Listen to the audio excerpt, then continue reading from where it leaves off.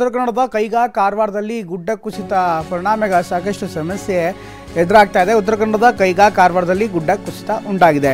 ಮಂದ್ರಹಳ್ಳಿ ಬಳಿ ಅವಘಡ ಸಂಭವಿಸಿದ್ದು ಈಗ ಭಾರಿ ಅನಾಹುತ, ಭಾರಿ ದುರಂತ ಒಂದು ತಪ್ಪಿದೆ. ಗುಡ್ಡ ಕುಸಿತದ ವೇಳೆ ಮನೆಯಿಂದ ಓಡೋಡಿದ ನಿವಾಸಿಗಳು, ಹಿಂಬಾಗಿಲಿಂದ ಮನೆಯಿಂದ ಹೊರಬಂದಂಥ ನಿವಾಸಿಗಳು ಮನೆಯ ಹಾಲ್ನಲ್ಲಿ ತುಂಬಿದ ಮಣ್ಣು ಹಾಗೂ ಬಂಡೆ, ಅಂದರೆ ಮನೆ ಮೇಲೆ ಗುಡ್ಡ ಕುಸಿತ ಆಗಿದೆ. ಹಿಂಬಾಗಿಲಿಂದ ಜೋರಾಗಿ ಓಡಿ ಬಂದಿದ್ದಾರೆ. ನೋಡಿದ್ದೀರಾ ಯಾವ ಪ್ರಮಾಣದಲ್ಲಿ ಆಗಿದೆ ಅಂತ. ಆಲ್ಮೋಸ್ಟ್ ಒಂದು ಮನೆಯೇ ಮುಳುಗಿ ಹೋಗುವಷ್ಟು ಪ್ರಮಾಣದಲ್ಲಿ ಗುಡ್ಡ ಕುಸಿತ ಉಂಟಾಗಿದೆ. ಇನ್ಫ್ಯಾಕ್ಟ್ ಉತ್ತರ ಕನ್ನಡದ ಕೈಗಾದಲ್ಲಿ ಆಗಿರುವಂಥ ಘಟನೆ ಇದು, ಕಾರವಾರ ಭಾಗದಲ್ಲಿ ಆಗಿರುವಂಥ ಘಟನೆ ಇದು. ಸಂಪೂರ್ಣವಾಗಿ ಮನೆಗಳ ಮೇಲೇ ಗುಡ್ಡ ಕುಸಿತ ಆದಂಥ ಪರಿಣಾಮ ಈಗ ಮನೆಯ ಹಿಂಭಾಗಿಲಿನಿಂದ ಜನ ಓಡೋಡಿ ಬಂದಿದ್ದಾರೆ. ಭಾರಿ ಪ್ರಮಾಣದಲ್ಲಿ ಮನೆಯೊಳಗಡೆ ಈ ಮಣ್ಣು ಸೇರಿದಂತೆ ನೀರು ಕೂಡ ಹೊರಗಡೆ ಸಿಕ್ಕಾಕೊಂಡಿತ್ತು. ಹೀಗಾಗಿ ಭಾರಿ ಹರಸಾಹಸವನ್ನು ಪಟ್ಟು ಈಗ ಜನ ಆ ಭಾಗದಿಂದ ರೆಸ್ಕ್ಯೂ ಮಾಡ್ತಾ ಇದ್ದಾರೆ.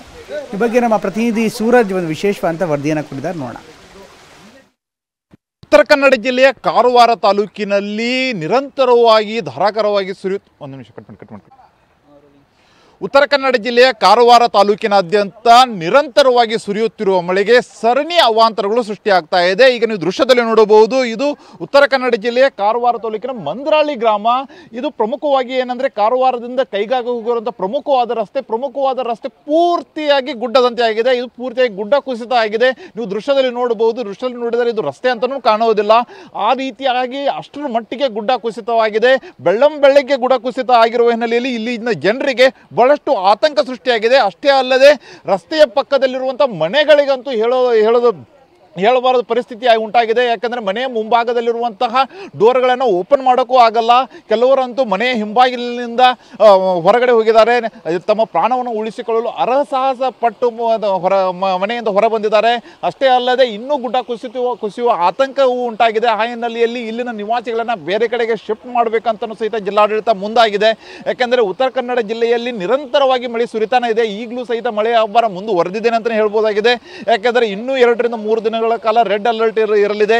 ಅಷ್ಟೇ ಅಲ್ಲದೆ ಉತ್ತರ ಕನ್ನಡ ಜಿಲ್ಲೆಯಲ್ಲಿ ಸುಮಾರು ಒಂದು 400ಕ್ಕಿಂತಲೂ ಹೆಚ್ಚು ಭಾಗಗಳಲ್ಲಿ ಈ ವರ್ಷ ಗುಡ್ಡ ಕುಸಿಯುವ ಸಾಧ್ಯತೆ ಇದೆ ಅಂತಲೂ ಸಹಿತ ಜಿಲ್ಲಾಡಳಿತದಿಂದ ಮುನ್ನೆಚ್ಚರಿಕೆಯನ್ನು ಹೇಳಲಾಗಿದೆ. ಆ ಹಿನ್ನೆಲೆಯಲ್ಲಿ ಇಲ್ಲಿ ಗುಡ್ಡದ ಅಂಚಿನಲ್ಲಿರುವಂಥ ಜನರಿಗೆ ಬಹಳಷ್ಟು ಆತಂಕ ಸೃಷ್ಟಿಯಾಗಿದೆ. ನೀವು ದೃಶ್ಯದಲ್ಲಿ ನೋಡಬಹುದು, ಅನೇಕ ನಿವಾಸಿಗಳು ಮನೆಗಳನ್ನು ಹೊರಬಿಟ್ಟು ಹೊರಗಡೆ ಬಂದು ನಿಂತಿದ್ದಾರೆ. ಯಾಕಂದರೆ ಯಾವಾಗ ಏನಾಗುತ್ತೆ ಗೊತ್ತಿಲ್ಲ. ಮನೆಯಿಂದ ಮನೆ ಕುಸಿಯುತ್ತಾ ಅಥವಾ ಯಾವಾಗ ಗುಡ್ಡ ಕುಸಿಯುತ್ತೆ, ಮತ್ತು ನಾವು ಎಲ್ಲಿಗೆ ಶಿಫ್ಟ್ ಆಗಬೇಕು, ಮತ್ತು ಮನೆಯಿಂದ ಸಾಮಾನುಗಳನ್ನು ಯಾವ ರೀತಿಯಾಗಿ ಹೊರಗಡೆ ತರಬೇಕು ಅಂತಲೂ ಸಹಿತ ಯೋಚನೆ ಮಾಡ್ತಾ ಇದ್ದಾರೆ. ನೀವು ದೃಶ್ಯದಲ್ಲಿ ನೋಡಬಹುದು.